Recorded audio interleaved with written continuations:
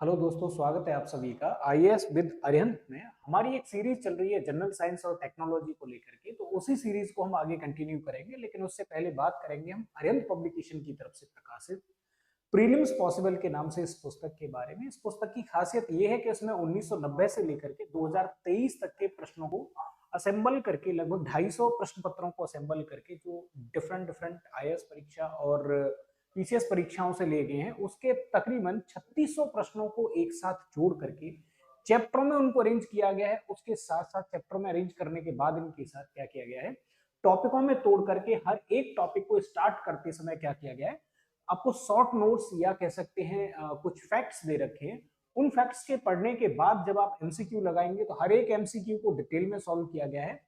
अब डिटेल में सॉल्व करने के बाद भी अगर कहीं जरूरत पड़ी है तो वहां नॉलेज प्लस के नाम से और भी काफी सारी इंफॉर्मेशन दे रखी है। उसके साथ साथ हम लोग भी क्या करेंगे, इस पुस्तक में को जैसे जैसे हम एमसीक्यू सॉल्व करते चले जाएंगे तो एमसीक्यू के साथ साथ कुछ फैक्चुअल इन्फॉर्मेशन हम लोग भी जोड़ते चलेंगे।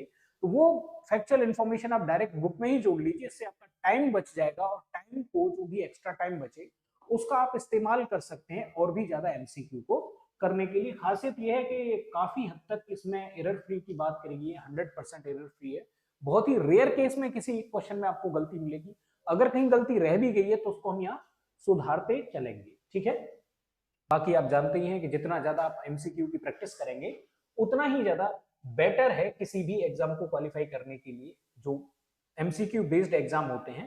तो अब अपनी सीरीज को स्टार्ट करते हैं। आज का हमारा चैप्टर है रेडियो एक्टिविटी। हमने फिजिक्स की पूरी उस सीरीज को कंप्लीट कर लिया है और अब हम केमिस्ट्री वाली सीरीज में एंटर कर चुके हैं। अब यहाँ पे हम बात करेंगे रेडियो एक्टिविटी के बारे में। तो रेडियो एक्टिविटी क्या है? ऐसी घटना या वह प्रक्रिया जिसमें पदार्थ स्वयं विखंडित होता रहता है, क्या कहलाती है? रेडियो एक्टिविटी कहलाती है। ये कोई ऐसा नहीं जानबूझ करके ये खोज नहीं करी गई थी, बल्कि अचानक से ये खोज हो गई थी।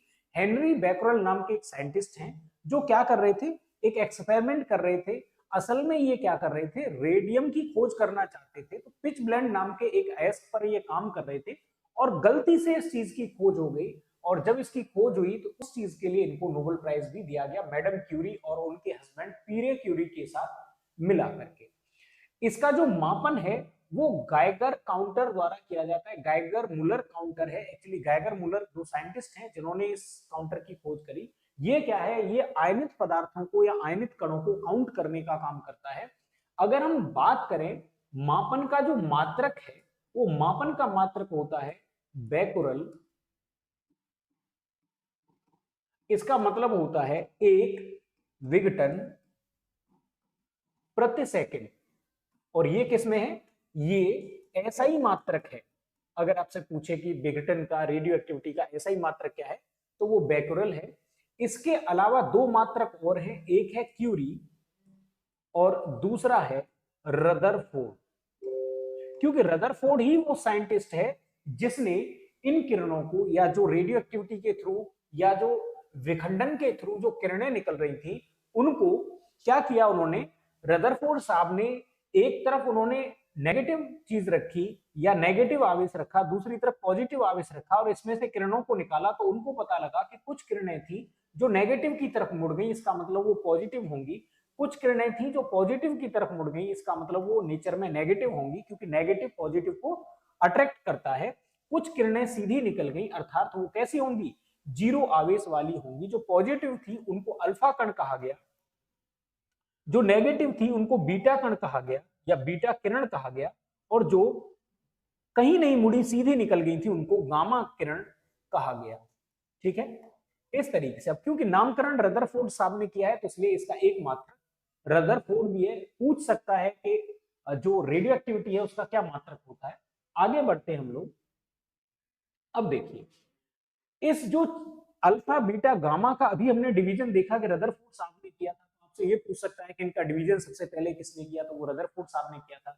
बैकरल मात्रक होता है, क्यूरी मात्रक होता है, रदरफोर्ड मात्रक होता है। मापन करने वाली मशीन या जो सिद्धांत है उसको क्या कहते हैं, गाइगर मुलर काउंटर या गाइगर काउंटर के नाम से जाना जाता है।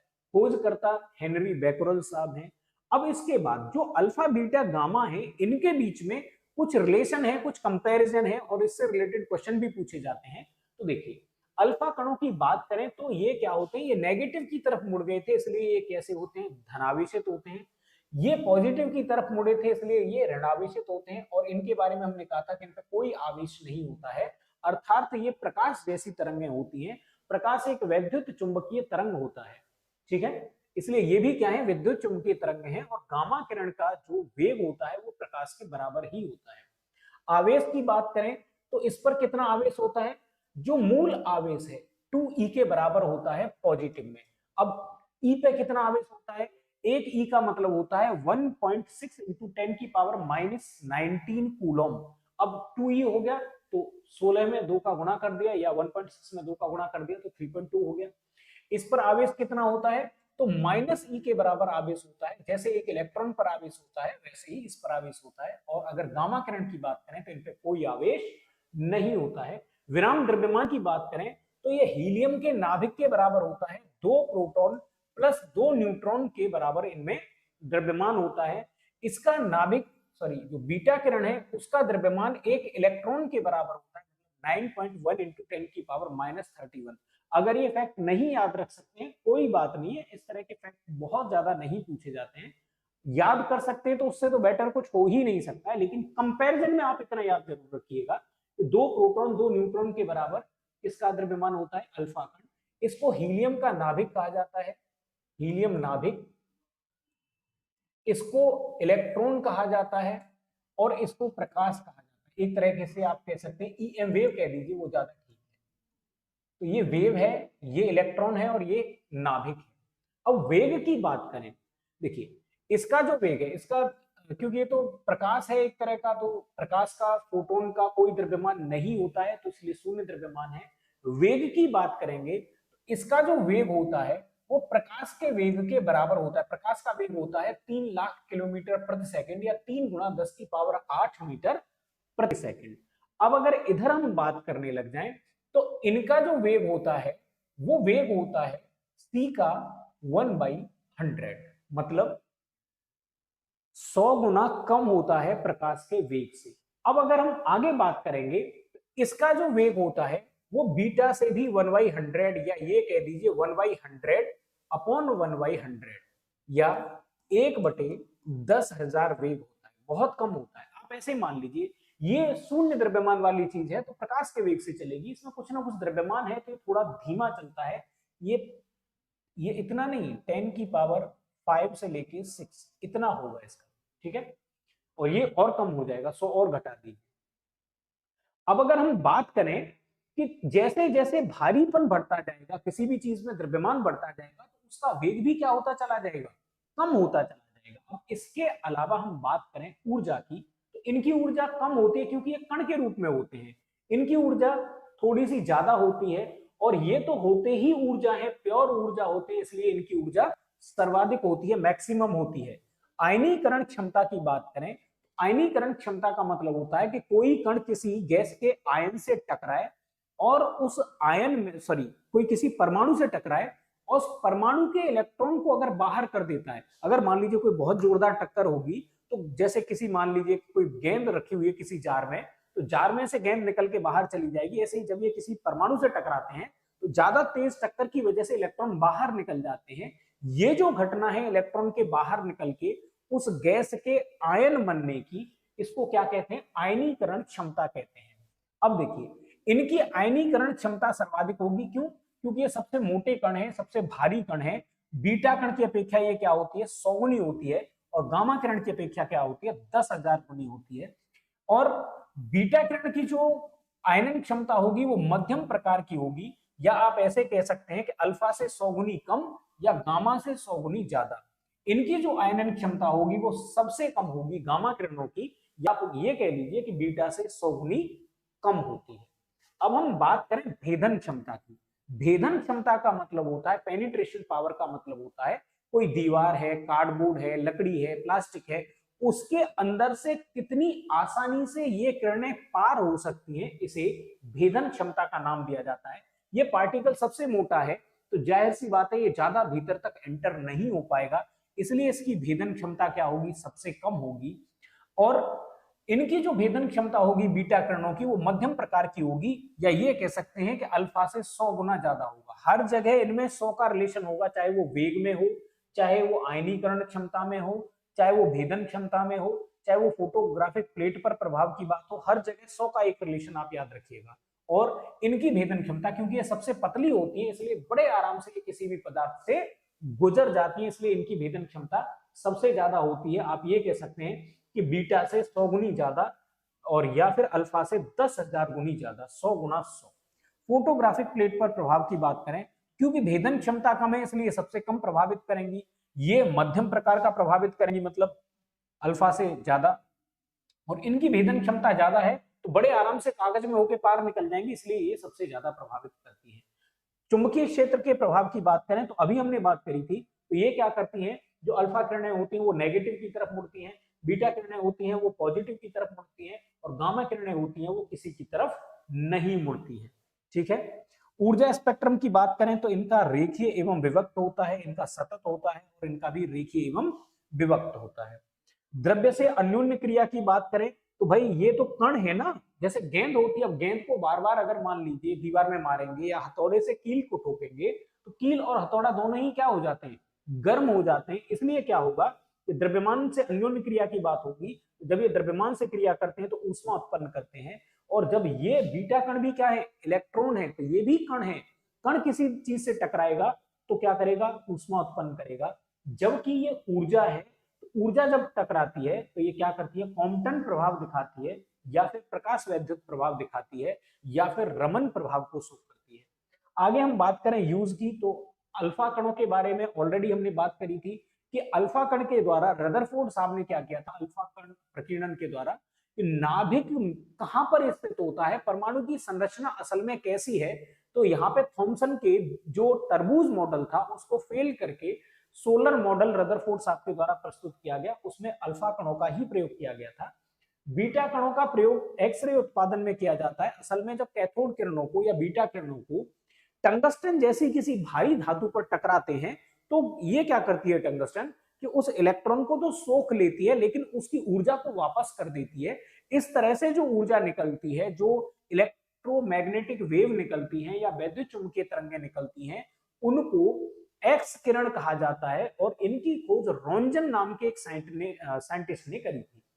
अब अगर हम बात करें गामा किरणों की, तो इनका इस्तेमाल कहां पर होता है, कैंसर जैसे रोगों के उपचार में इनका इस्तेमाल होता है, और कण और प्रतिकण, पार्टिकल एंड एंटी पार्टिकल को उत्पन्न करने के लिए या ऊर्जा को मास में कन्वर्ट करने के लिए भी इनका इस्तेमाल होता है। यहाँ पे कण है इलेक्ट्रॉन, और उसका जस्ट अपोजिट पार्टिकल है पॉजिट्रॉन। ठीक है, आगे बढ़ते हैं। अब देखिए, यहाँ पे हम देखेंगे कि जो रेडियो एक्टिव समस्थानिक हैं उनके क्या यूज हैं। अब सबसे बड़ी बात आती है कि भाई आखिर समस्थानिक क्या है। हमने इस बारे में ऑलरेडी जब चैप्टर को स्टार्ट किया तो वहां पे देखा था पिछली क्लास में। समस्थानिक का मतलब होता है जो पीरियडिक टेबल में तत्व एक ही जगह पे आते हैं उनको समस्थानिक कहा जाता है, अर्थात जिनका परमाणु क्रमांक समान होता है या जिनमें प्रोटॉनों की संख्या बराबर होती है, लेकिन उनका परमाणु भार क्रमांक या उनका परमाणु भार अलग अलग होता है। ऐसे पदार्थों को समस्थानिक या आइसोटॉप्स कहते हैं। जैसे कार्बन 14 की बात करें तो कार्बन का ये 14 है, कार्बन 12 होता है, कार्बन 13 होता है, कार्बन 14 होता है, तो 3 समस्थानिक हैं। ऐसे हाइड्रोजन 1 2 3 होते हैं, तो ये इसका भार है। कार्बन 14 का प्रयोग क्या होता है, जो अजीवी कार्बनिक वस्तुओं की आय निर्धारित करने और प्रकाश संश्लेषण के अध्ययन में इसका प्रयोग किया जाता है। मतलब जो फॉसिल्स होते हैं, जो किसी जमाने में चीज जीवित रही होगी लेकिन अब वो मर चुकी है काफी समय पहले, तो ऐसी चीजों को जो उनकी एज है निकालने के लिए कार्बन 14 या इस चीज को क्या कहा जाता है, कार्बन डेटिंग के नाम से जाना जाता है। तो ऐसे फॉसिल्स या जो दबी हुई चीजें हैं उनकी उम्र पता करने के लिए कार्बन 14 का प्रयोग किया जाता है। कोबाल्ट 16 गामा किरणें उत्पन्न करता है जिसके द्वारा कैंसर का उपचार किया जाता है। Na24 की बात करें तो ये रुधिर परिसंचरण तंत्र का विकार ज्ञात करने में इसका प्रयोग किया जाता है। रुधिर परिसंचरण तंत्र मतलब हमारे हार्ट से कुछ ऐसी नलियां हैं जिनमें रक्त का प्रभाव होता है, प्रवाह होकर के अंगों तक रक्त पहुंचता है।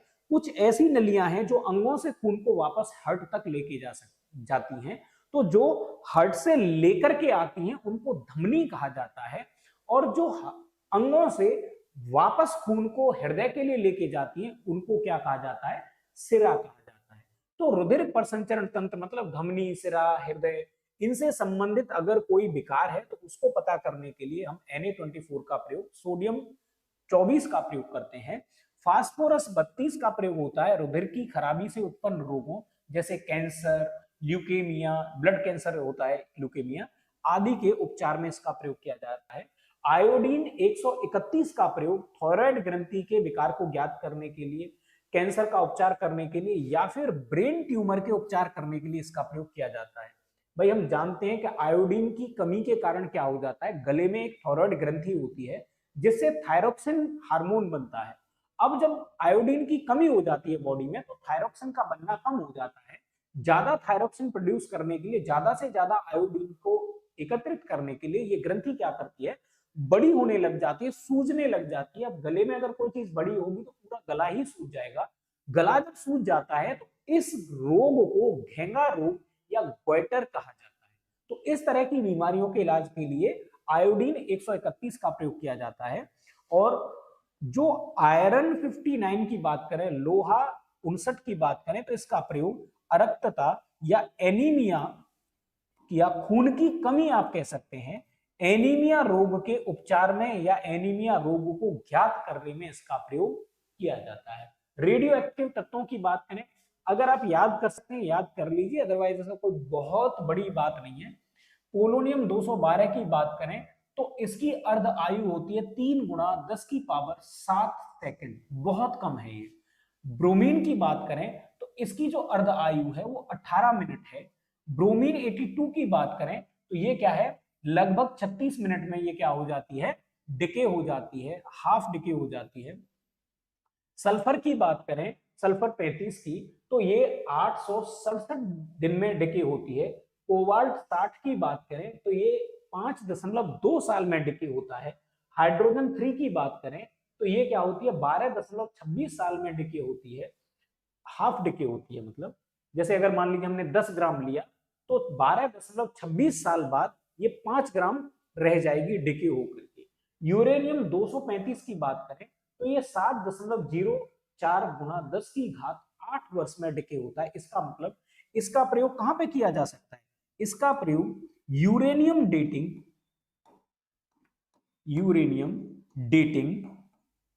में किया जाता है। अब यूरेनियम डेटिंग के द्वारा क्या किया जा रहा है, पत्थर, पृथ्वी, उल्का की उम्र पता करने में, मतलब जो जैसे चंद्रमा हो गया, मंगल हो गया, पृथ्वी हो गया या कोई चट्टान है, उनकी उम्र पता करने के लिए जिस मेथड का यूज किया जाता है उसको कार्बन डेटिंग कहते हैं। और अगर कोई जीवित प्राणी रहा होगा किसी जमाने में लेकिन आज वो मर करके पत्थर जैसा बन चुका है, फॉसिल्स बन चुका है, जीवाश्म बन चुका है, तो जीवाश्मों की आयु ज्ञात करने के लिए किसका प्रयोग किया जाता है, कार्बन डेटिंग का प्रयोग किया जाता है। ठीक है, अब आगे बढ़ते हैं। अब देखिए यहां से क्वेश्चन शुरू होते हैं। तो ये कह रहे हैं रेडियो एक्टिविटी या रेडियो धर्मिता का आविष्कार किसने किया था, इसकी खोज किसने करी थी। तो हम जानते हैं, देखिए रदरफोर्ड साहब ने क्या किया था, अल्फा, बीटा, गामा नाम दिया या इनकी खोज की, या इनकी क्या करी, खोज भी करी। अब बात करें बैकरल साहब ने, तो इन्होंने क्या किया, रेडियो सक्रियता की खोज की। तो हमारा आंसर तो यही हो जाएगा। मैडम क्यूरी की बात करें तो मैडम क्यूरी एकमात्र पर्सनैलिटी है जिनको रेडियो एक्टिविटी के लिए, क्योंकि सारे साइंटिस्ट ये अलग अलग एक ही चीज पे काम कर रहे थे, तो रेडियो एक्टिविटी के लिए बैकरल साहब के साथ इनको क्या मिला, फिजिक्स का नोबेल मिला।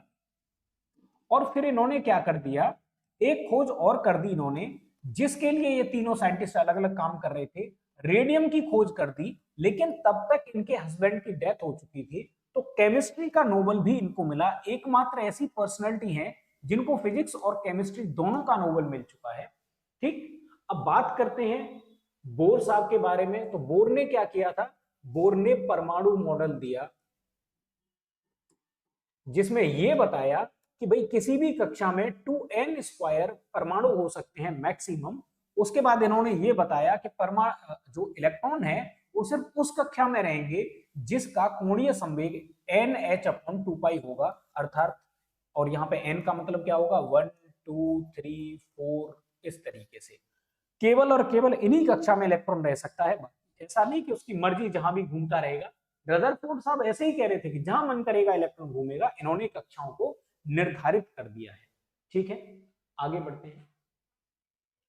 ये क्या है, इनके अनुसार क्या है, यूरेनियम की खोज, यूरेनियम का एक अयस्क है जिसका नाम है पिच ब्लेंड, ये उस पर खोज कर रहे थे और असल में इनका टारगेट था रेडियम की खोज करना। खनिज से सदा अदृश्य स्वतः ही किरणें निकलती रहती हैं, इन किरणों को बैकुरल किरणें कहा गया। इसके पश्चात मैडम क्यूरी तथा स्मिथ ने सन 1898 में यह गुण थोरियम में भी पाया। उन्होंने इन किरणों को रेडियो एक्टिव किरणें नाम दिया। ठीक है, आगे बढ़ते हैं। अब देखिए ये कह रहे हैं रेडियो एक्टिविटी मापी जाती है। हमने इसके लिए अभी देखा था गाइगर मूलर काउंटर से क्या किया जाता है, रेडियो एक्टिविटी को मापा जाता है। हाइड्रो जहां भी वर्ड आएगा तो ये क्या करेगा, पानी के रिलेटेड किसी चीज को मेजर करेगा। हाइड्रो का मतलब पानी है, इसलिए ये क्या करेगा, सापेक्षिक घनत्व को मापेगा। सिस्म का मतलब होता है हिलना, जमीन का हिलना या कांपना। तो सिस्मोमीटर क्या करेगा, भूकंप नापेगा। अमीटर क्या होता है, गैल्वेनोमीटर से ही बना होता है।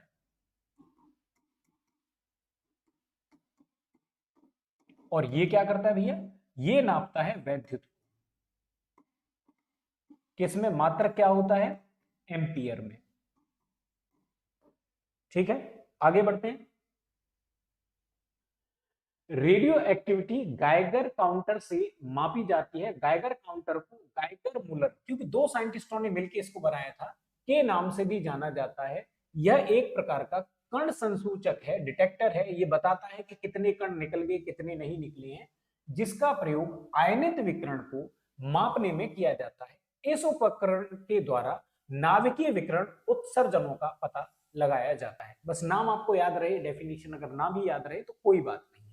ठीक है, आगे बढ़ते हैं। ये कह रहे हैं रेडियोधर्मी पदार्थ उत्सर्जित करता है। अब इसका आंसर क्या होगा, आप मुझे कमेंट में बताइए। अल्फा रहेगा, बीटा रहेगा, गामा रहेगा, या फिर ये सभी रहेगा। भाई रदरफोर्ड साहब ने क्या किया था, एक पॉजिटिव लिया एक तरह, दूसरा नेगेटिव लिया, उसमें से अल्फा बीटा गामा को निकाला और या जो अननोन किरणें थी उनको निकाला, और जैसे जैसे वो मुड़ती चली गई उसी के आधार पर उनके नाम, अननोन चीजों के नाम रख लेते हैं ना, एक्स वाई जेड। माना कि ये किरणें एक्स वाई जेड है, लेकिन ऑलरेडी जो रोंजन नाम के साइंटिस्ट हैं वो इनसे 3-4 साल पहले ही क्या कर चुके थे, एक्स किरण एक किरण का नाम रख चुके थे। अब बची हमारे पास वाई और जेड खाली, अब हमको 3 का नाम रखना था, इसलिए क्या किया गया, ग्रीक लेटर उठा लिए गए और एक्स वाई जेड उनके, सॉरी अल्फा बीटा गामा उनके नाम रख दिए गए। ठीक है, समझ गए यहां पे कितनी किरणें निकलेंगी, ऑलरेडी अभी इस चीज को पढ़ा है।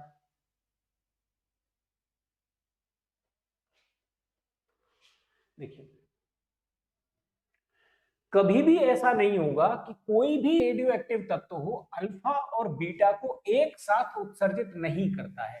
लेकिन जब अल्फा उत्सर्जित हो जाए या फिर बीटा उत्सर्जित हो जाए तो आप किसी चीज को खींच के निकालेंगे तो उससे क्या होगा, जो दूसरा पार्टिकल है, जैसे बंदूक से अगर गोली चलती है तो गोली आगे जाती है तो बंदूक भी रिकॉइल होती है ना, पीछे की तरफ भागती है। ऐसे ही जब कोई अल्फा या बीटा निकल के जाता है तो नाभिक क्या होने लगता है, वाइब्रेट होने लगता है। उस वाइब्रेशन को रोकने के लिए जो एक्स्ट्रा एनर्जी होती है वो गामा के रूप में निकलती है। तो जब भी एक अल्फा जाएगा, जब भी एक बीटा जाएगा, उसके बाद गामा का उत्सर्जन जरूर होगा। इस तरह की जो चीजें हैं उनको क्या कहा जाता है, रेडियोधर्मिता कहा जाता है, और ऐसे पदार्थों को रेडियोधर्मी पदार्थ कहा जाता है। आगे बढ़ते हैं। निम्नलिखित में से किस में ऋणात्मक आवेश होता है?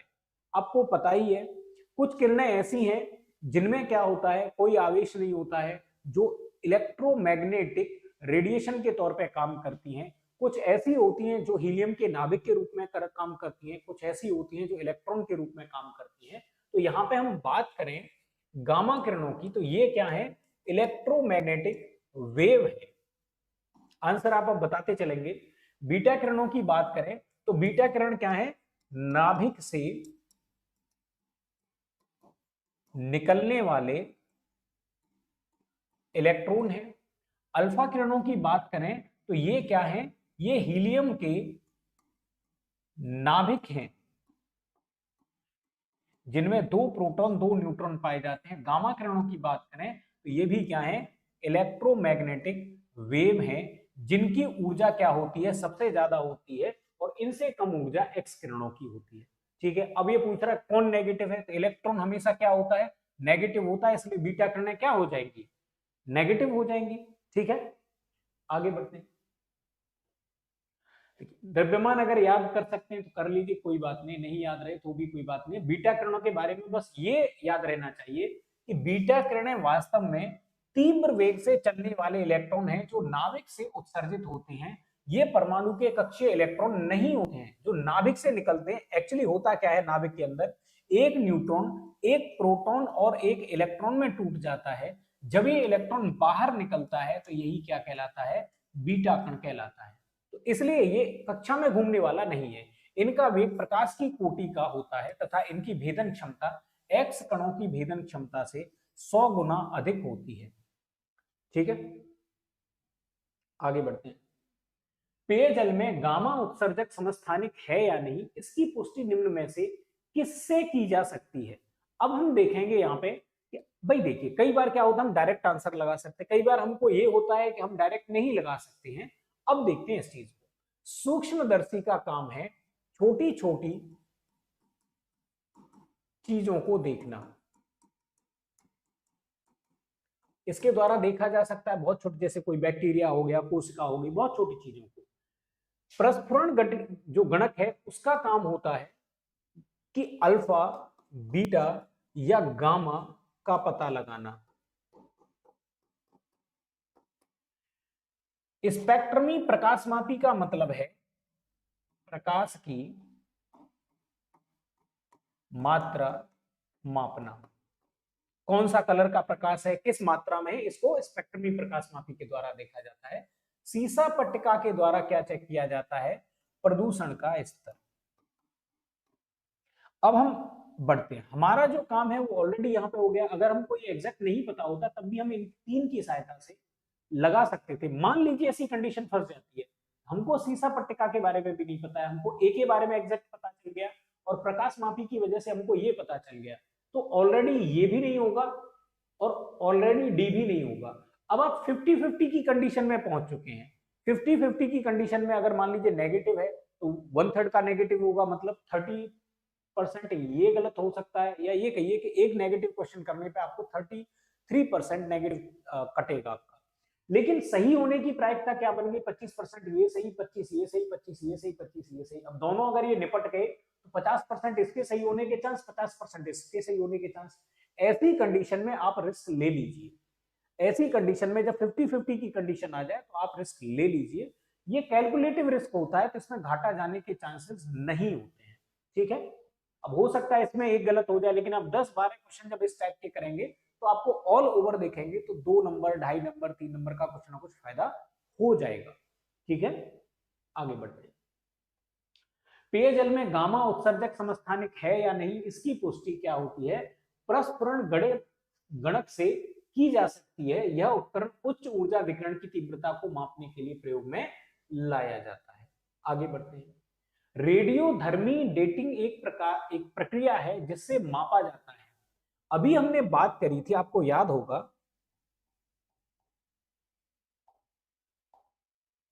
देखिए यहां पे हमने बात करी थी रेडियो एक्टिविटी का प्रयोग करते हैं मैडम क्यूरी, और ये जब यूरेनियम की हमने बात करी थी यहाँ पे, तो यूरेनियम डेटिंग में इसका प्रयोग किया जाता है जिसमें पत्थर, पृथ्वी, उल्का, चंद्रमा इत्यादि की उम्र का पता लगाया जाता है। यूरेनियम डेटिंग भी क्या है, एक तरह की रेडियो एक्टिव डेटिंग है। रेडियो एक्टिव डेटिंग में एक यूरेनियम डेटिंग है, दूसरी कार्बन डेटिंग है। तो अगर इनसे संबंधित प्रश्न को आपसे पूछ रहा है तो आप बड़े इत्मीनान से इनका उत्तर लगा सकते हैं। ठीक है, तो यहाँ पे देखिए चट्टानों का संगठन, चट्टानों का रंग, चट्टानों का भार, भाई ये तो क्या हो गई, केमिकल एंड फिजिकल प्रॉपर्टी है ना ये तो। भौतिक और रासायनिक सॉरी फिजिकल गुण है ना ये, इनका मापन तो वही फिजिक्स और केमिस्ट्री के गुणों के आधार पे किया जाएगा। लेकिन अगर हम चट्टानों की उम्र की बात करें तो इसके लिए जो मेथड यूज किया जाएगा वो यूरेनियम डेटिंग के नाम से जाना जाता है। यूरेनियम डेटिंग में क्या किया जाता है, यूरेनियम के कंपोजिशन को ज्ञात करके चट्टानों की उम्र, पृथ्वी की उम्र या किसी नए प्लानिट की उम्र का पता किया जाता है। अब क्योंकि यूरेनियम 235 का इसमें इस्तेमाल किया जा रहा है, यूरेनियम 235 या कोई भी यूरेनियम क्या है, एक रेडियोधर्मी पदार्थ है, इसलिए इस डेटिंग को क्या कहेंगे, इस उम्र पता करने की विधि को क्या कहेंगे, रेडियोधर्मी डेटिंग का नाम देंगे। ठीक है, ऑलरेडी इस चीज को एक्सप्लेन कर चुके हैं। अगर किसी जीवित चीज जो मर चुकी है अगर उसकी उम्र पता करनी है कि ये कितने साल पहले जीवित था, तो उसके लिए हम कार्बन डेटिंग का प्रयोग करते हैं। ठीक है, चलिए, काष्ठ, अस्थि और शंख के पुरातत्वीय नमूनों का काल निर्धारण करने के लिए हमने अभी बात करी थी, यूरेनियम डेटिंग का प्रयोग कहां पे करते हैं, चट्टानों की उम्र में, चट्टानों की उम्र पता करने में। कार्बन डेटिंग का प्रयोग कहां करते हैं, फॉसिल्स या की उम्र पता करने में। फॉसिल्स मतलब हमारे हो गए जो जीवाश्म हैं, उनकी उम्र पता करने में। तो हमारा काम चल गया। कास्ट है वो भी कभी ना कभी जीवित रहा होगा, अस्थि है तो कोई जीव होगा, उसकी हड्डी होगी, या शंख है वो भी एक जीव ही होता है। तो इसका मतलब ये सारी चीजें क्या हैं, कभी ना कभी जीवित रही हैं, तो इनके लिए किसका प्रयोग करेंगे, कार्बन डेटिंग का प्रयोग करेंगे। बाकी इनका प्रयोग डेटिंग में नहीं किया जाता है। ठीक है, आगे बढ़ते हैं। कार्बन डेटिंग या कार्बन 14 को अपनाया जाता है। कार्बन 14 का एक, ये क्या है, कार्बन का एक रेडियोधर्मी समस्थानिक है कार्बन 14। किसी रेडियो सक्रिय समस्थानिक की मात्रा का किसी पत्थर के नमूने, कास्ट या जैव अवशेष में मापन करके उसकी आयु का निर्धारण करना आइसोटॉप डेटिंग या कार्बन डेटिंग कहलाता है। इसके लिए वो चीज कभी ना कभी जीवित जरूर रही हो, ये कॉन्सेप्ट आप ध्यान रखिएगा। ठीक, आगे देखेंगे। समस्थानिक कार्बन 14 संबंधित है किससे, कैंसर के निदान से, पृथ्वी के आयु निर्धारण से। कैंसर के निदान के लिए अभी हमने थोड़ी देर पहले देखा था, कोबाल्ट 16 रिलेटेड है। पृथ्वी की आयु निर्धारण करने से यूरेनियम 235 का रिलेशन है, पृथ्वी की आयु निर्धारण हो गई, चट्टान हो गई, इस तरह की चीजों के लिए। फॉसिल्स या जीवाश्म के निर्धारण के लिए कार्बन 14 रिलेटेड है। और अनुलेखक या अनुरेखक तकनीक से, तो अब इसकी जरूरत नहीं, हमारा काम तो कहां चल गया, सी पे ही चल गया, तो इसके बारे में कोई जरूरत नहीं है। देखिए यहां पे जो हमारी कार्बन 14 या फॉसिल की आयु निर्धारण करने, या हम जिसको कार्बन डेटिंग का नाम दे रहे हैं, इसकी खोज किसने करी थी, तो WF लिब्बी ने करी थी। अब ये डाटा यहाँ पे जानकारी का है तो इसको अंडरलाइन कर लीजिए। उन्होंने सुझाव दिया था कि कार्बन युक्त सजीव पदार्थों में कार्बन 14 रेडियो आइसोटोप की एक निश्चित किंतु अल्प मात्रा रहती है, जो कॉस्मिक किरणों से प्राप्त न्यूट्रॉनों और वायुमंडलीय नाइट्रोजन के बीच अभिक्रिया से निर्मित होती है। अतः ऐसे पदार्थों में कार्बन 14 का अनुपात ज्ञात करके उनकी अर्ध आयु के आधार पर क्या कर सकते हैं, हम उनकी एज का पता लगा सकते हैं। तो WF लिब्बी नाम के साइंटिस्ट ने इस चीज को सजेस्ट किया था। अब ये कह रहे हैं कि अगर किसी पदार्थ का अर्ध आयु काल 10 दिन है तो इसका अभिप्राय क्या है। तो पहले तो ये जान लेते हैं कि अर्ध आयु है क्या।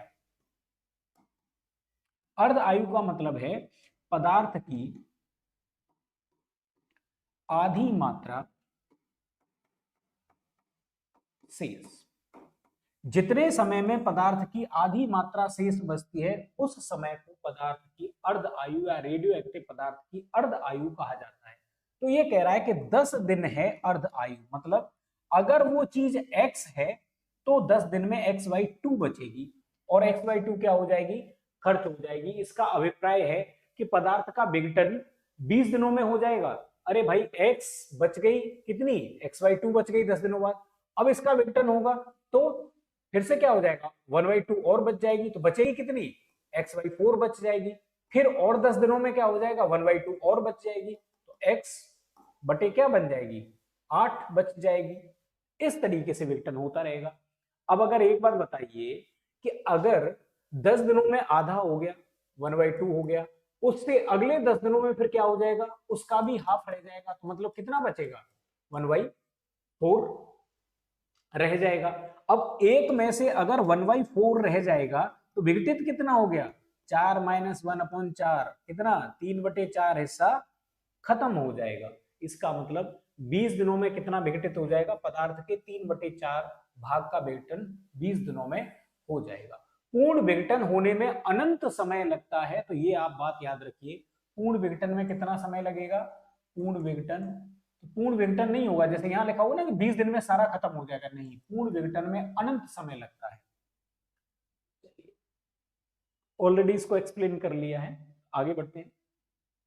किसी विघटन नाभिक तत्व या सीधे सीधे रेडियो एक्टिव पदार्थ, इसको समझ लीजिए कि अर्ध आयु 5 वर्ष है, 5 साल है उसकी अर्ध आयु। अब ये कह रहा है 20 साल बाद, 20 साल, तो 5 साल में कितना रह गया, 5 साल में रह गया हाफ। फिर ये कह रहा है कितना बचेगा, अब अगले 5 साल में क्या रह जाएगा, 1/4। अगले 5 साल में क्या रह जाएगा, 1/8। 1/2 का हम बार बार मल्टीप्लाई करते चले जा रहे हैं। फिर अगले 5 साल में क्या रह जाएगा, 1/2 का और मल्टीप्लाई कर दीजिए, 1/16। अब ये जो जुड़ जाएंगे, ये जो जुड़ेंगे, ये कितने हो गए, 20 साल हो गए ना। तो 20 साल में कितना हिस्सा बचेगा, 1/16 हिस्सा बच जाएगा। या तो आप इस तरीके से कर लीजिए, या एक डायरेक्ट फॉर्मूला यूज कर लीजिए। भाई 20 साल में कितनी अर्धायु बनेंगी, तो 4 अर्धायु बन जाएंगी। अब n बराबर n0 1/2 की पावर n, या n, इस n0 को इधर ले आएंगे, n/n0 बराबर 1/2 की पावर n, और n कितना है, 4, 4 चढ़ा देंगे यहाँ पे तो क्या हो जाएगा 1/16। या आप सीधे सीधे मेथड से कर लीजिए कि 5 साल में हाफ रह जाता है, अगले 5 साल में कितना रह जाएगा, और हाफ उसमें से चला जाएगा, 1/4 रह जाएगा। अगले 5 साल में 1/8 रह जाएगा, 1/2 का फिर गुणा, अगले 5 साल में फिर 1/2 का गुणा कर दीजिए, इतना रह जाएगा। खर्च कितना हो चुका होगा, तो आप कह सकते हैं कि 1 - 1/16। खर्च अगर पूछने लग जाए कि कितना विघटित हो गया, तो हो जाएगा 16 - 1/16, या 15/16 विघटित हो चुका होगा। अगर इस तरीके से पूछ ले तो, सिर्फ एज पूछ रहा है तो सबको जोड़ दीजिए, 20 साल हो गए। ठीक है, आगे बढ़ते हैं। कह रहा है अगर किसी रेडियो एक्टिव पदार्थ की अर्ध आयु 4 महीने है, हाफ एज कितनी है, 4 महीने, पूछ रहा है 3/4 क्षय होने में कितना टाइम लगेगा। तो भाई क्षय हुआ, हाफ बचा, हाफ बचा, इसका मतलब आधा क्या गया, खर्च हो गया। अब अगले 4 महीने में क्या होगा, अगले 4 महीने में ये 1/4 हो जाएगा, क्योंकि 1/2 गुणा 1/2 कर देंगे ना, बचेगा कितना अगले 4 महीने में, 1/4 बचेगा। इसका मतलब खर्च कितना हो गया, तो 1 माइनस, अगर 1/4 है, एक हिस्से में से 1/4 हिस्सा चला गया तो क्या बचेगा, 4 - 1/4 या 3/4। तो 3/4 खर्च होने के लिए कह रहा था ना। अब 4 महीने पहले लगे, 4 महीने ये लगे, तो टोटल कितने महीने हो गए, 8 महीने। 8 महीने हमारा आंसर हो जाएगा। तो सीधे सीधे 1/2 का आप हर बार क्या करते जाइए, गुणा करते चले जाइए, और इधर इनको ऐड करते चले जाइए। ठीक है, या सीधे वो फॉर्मूला यूज कर लीजिए, जैसे आपको उचित लगे वैसे कर सकते हैं।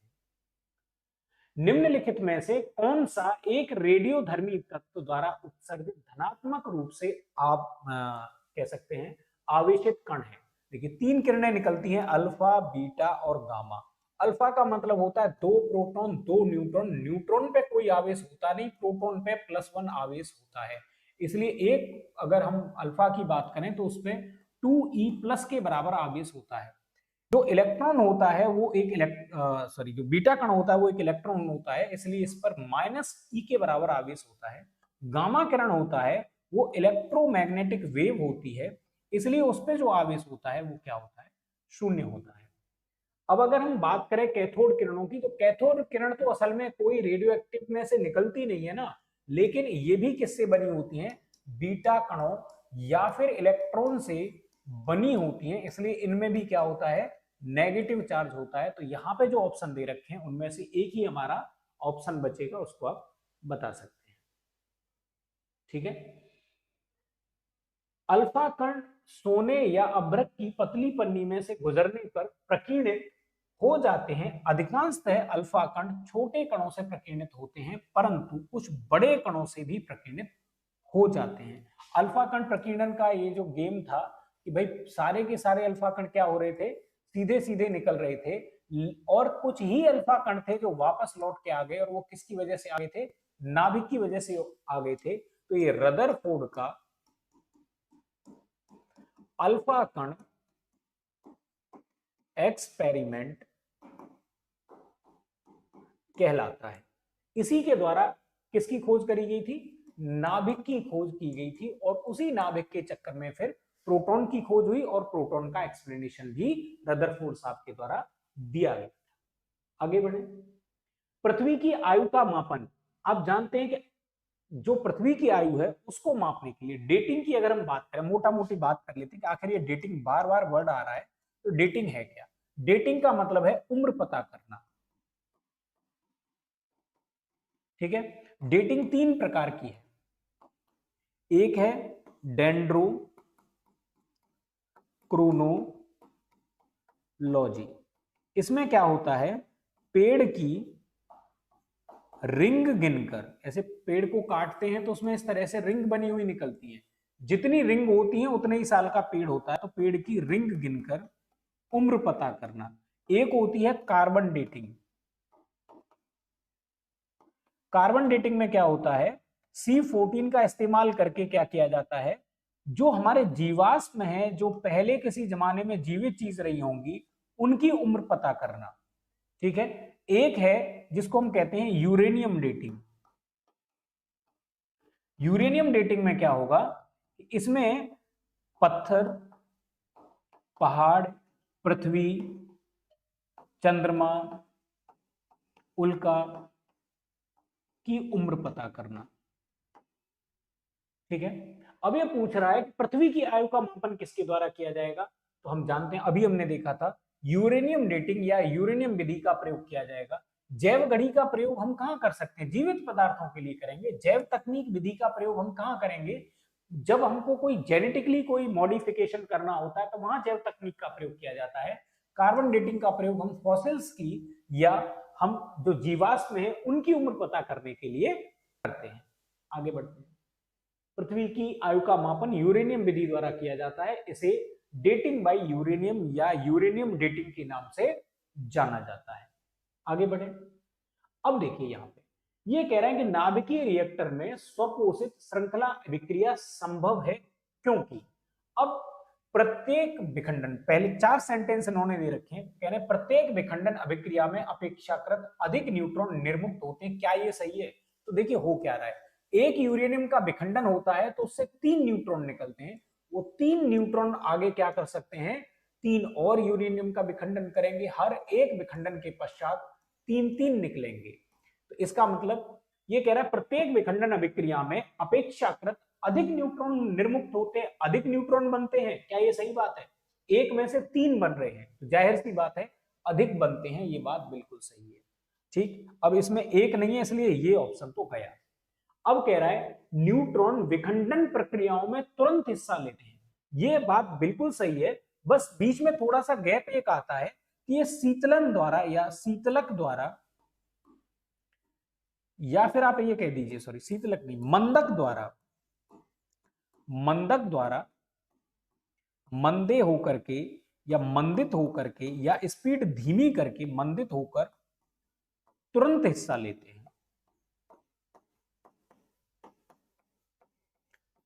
तो क्या ये बात सही है, हाँ ये बात सही है।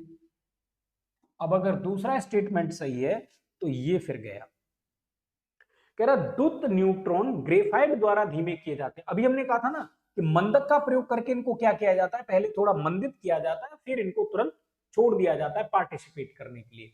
तो यहाँ पे ग्रेफाइट का प्रयोग हो सकता है, यहाँ पे भारी जल का भी प्रयोग हो सकता है। इस तरीके से भारी जल का हालांकि ज्यादा प्रयोग होता है, ग्रेफाइट का कम प्रयोग होता है। क्या ये बात सही है, हाँ बात सही है, कम हो या ज्यादा हो लेकिन होता है, इसका मतलब ये भी सही है।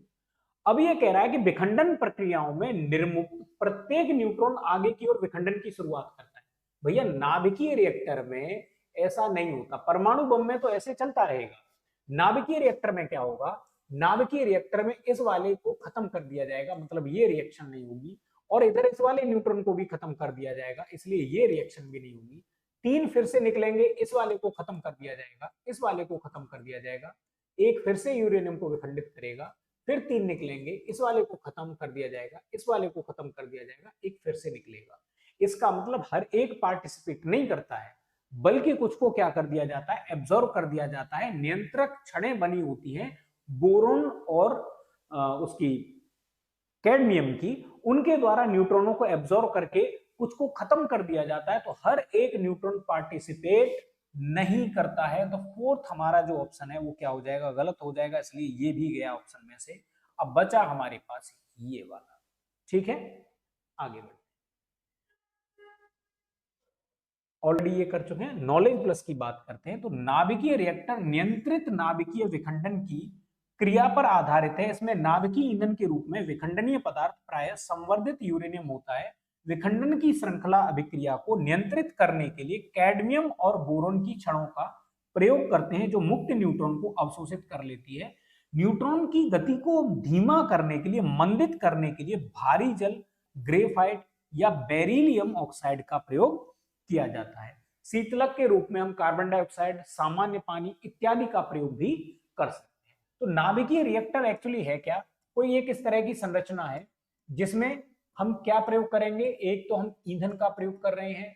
ईंधन के रूप में हम क्या यूज करते हैं, यूरेनियम, प्लूटोनियम या फिर थोरियम का प्रयोग करते हैं। अब थोरियम क्या है, भारत में केरल के तट पर मोनोजाइट सैंड में ये खूब पाया जाता है।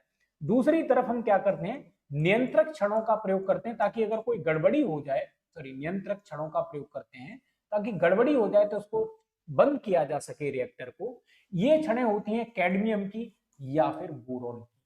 फिर हम क्या यूज करते हैं, हम मंदकों का प्रयोग करते हैं, ताकि जो न्यूट्रॉन की ज्यादा स्पीड है उसको कम किया जा सके और रिएक्शन जो है वो प्रॉपर तरीके से हो सके। मंदक के रूप में D2O का प्रयोग करते हैं या फिर ग्रेफाइट का प्रयोग करते हैं। इस तरह की चीजों का हम प्रयोग कर लेते हैं। बाकी अब लगातार जब इसमें ऊष्मा बनती रहेगी तो ये जो चैम्बर है ये बहुत ज्यादा गर्म हो जाएगा। ज्यादा गर्म होने की वजह से पिघल भी सकता है और फिर इसका कोई यूज भी नहीं होगा। हम इसको क्या करेंगे, लगातार ठंडा करते रहेंगे। ठंडे करने के लिए जिन पदार्थों का प्रयोग किया जाता है उनको शीतलक कहते हैं।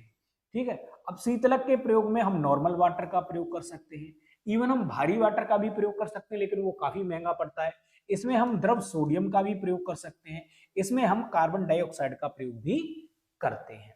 ठीक है, इस तरीके से पूरा का पूरा हमारा जो नाभिकीय रिएक्टर है उसका स्ट्रक्चर और उसमें प्रयोग होने वाली चीजें होती हैं। बाकी ये जो सारी चीजें हैं ये क्या होती हैं, कंक्रीट के द्वारा, कंक्रीट की दीवारों में ढक दी जाती हैं, ताकि अगर मान लीजिए थोड़ा बहुत रिसाव हो भी जाए तो ये कंक्रीट की दीवारें उसको कंट्रोल कर सकें और बाहर लोगों तक इसका असर नहीं होने पाए। ठीक है, आगे बढ़ते हैं। ये कह रहे हैं मोनोजाइट, अभी हमने बात करी थी कि थोरियम मोनोजाइट सैंड में पाया जाता है। तो मोनोजाइट दुर्लभ मृदाओं या दुर्लभ मृदा तत्वों का स्रोत है। बिल्कुल सही बात है। मोनोजाइट में थोरियम होता है, ये भी बिल्कुल सही बात है। भारत की समस्त तटवर्ती, भारत का तट क्या है, ये है, इसको कहते हैं पश्चिमी घाट और इसको कहते हैं पूर्वी घाट।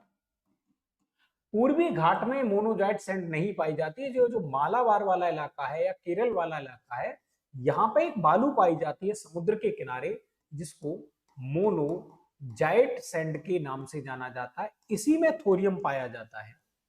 तो कह रहा भारत के समस्त में ही पाया जाता है, भैया नहीं, समस्त में नहीं पाया जाता, सिर्फ पश्चिमी किनारे में, वो भी केरल वाले इलाके में। ऐसा नहीं कि महाराष्ट्र में, गोवा में या फिर गुजरात में हर जगह मिल रहा हो, नहीं, केवल केरल।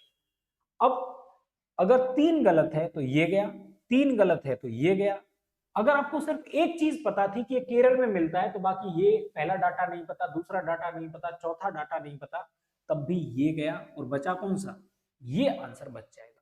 तो हमको क्या है कि जो भी फैक्चुअल इंफॉर्मेशन है या जो भी हमारे कॉन्सेप्चुअल इंफॉर्मेशन है वो प्रॉपर तरीके से जानकारी में होनी चाहिए। उससे क्या होगा, अगर कोई चीज नहीं भी है, जैसे इसमें सिर्फ एक डाटा हमको पता था, तीसरे वाला, तब भी हमने बड़े आराम से आंसर को पता कर लिया। अब जो फोर्थ ऑप्शन है वो तो अब सही होगा, जाहिर सी बात है, करेक्ट है। भारत में केवल सरकारी निकाय ही मोनोजाइट संसाधित या जो उसकी सैंड है उसको निर्यात कर सकते हैं। वजह, इसमें थोरियम पाया जाता है और जितने भी रेडियो एक्टिव पदार्थ हैं, खास तौर से जिनका प्रयोग हम ऊर्जा उत्पादन के लिए करते हैं, जैसे यूरेनियम, प्लूटोनियम, थोरियम, इन पे केवल और केवल भारत सरकार का ही अधिकार है। इसमें ना तो कोई राज्य सरकार, भारत सरकार में भी केवल केवल और केवल केंद्र सरकार, ना तो इस पर कोई राज्य सरकार और ना ही इस पर कोई प्राइवेट एजेंसी या कोई प्राइवेट संस्थान अपना अधिकार कर सकती है, ना इनका व्यापार किया जा सकता है, ना ही इनको स्टोर कर सकते हैं। स्टोर करने पर भी सजा का प्रावधान किया गया है। ये संरक्षित संसाधन के रूप में प्रयोग किए जाते हैं। ठीक है, आगे इसको एक्सप्लेन ऑलरेडी कर लिया है। ये मोनोजाइट क्या होती है? एक लाल खाकी रंग का फॉस्फेट खनिज है जिसमें दुर्लभ मृदा तत्व पाए जाते हैं। मोनोजाइट थोरियम, लैंथनम और सीरियम तत्वों को प्राप्त करने के लिए महत्वपूर्ण खनिज होता है। थोरियम के साथ साथ ये दो डाटा और इंपॉर्टेंट हैं, लैंथनम और सीरियम तत्व। ठीक है, अब आगे बढ़ते हैं। तो देखिए, आज की जो परिचर्चा है वो तो यही हमको विराम देनी पड़ेगी, लेकिन हम बात करेंगे प्रीलिम्स पॉसिबल नाम से जो अरिहंत पब्लिकेशन की बुक है इसके बारे में। अगर आप इस बार दे रहे हैं एग्जाम तो इस पुस्तक को खरीद लीजिए, क्योंकि जो काफी सारे डाटा है या ग्राफिकल नॉलेज है उसको इसी में स्टिकर वाइज आप जोड़ सकते हैं, जिससे आपका काफी सारा समय बच जाएगा। अगर आप इसी साल एग्जाम को दे रहे हैं तो आप इसी चैनल को सब्सक्राइब करके अर्थव्यवस्था, राज्य व्यवस्था, भूगोल और इतिहास से संबंधित जो एमसीक्यू हैं उनको भी प्राप्त कर सकते हैं और बड़े आराम से आप अपनी पीटी की तैयारी को धार दे सकते हैं। इसी के साथ आज की इस पर चर्चा को यहीं विराम देंगे। आपसे अगले